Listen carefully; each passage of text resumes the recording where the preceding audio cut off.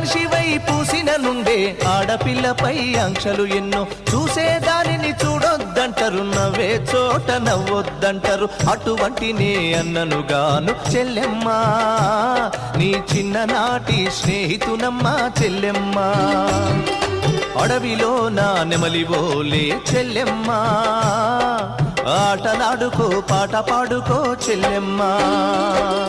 మల్లె తీగకు పందిరి ఓలే మస్క చీకటిలో వెన్నెల ఓలే చెల్లెమ్మా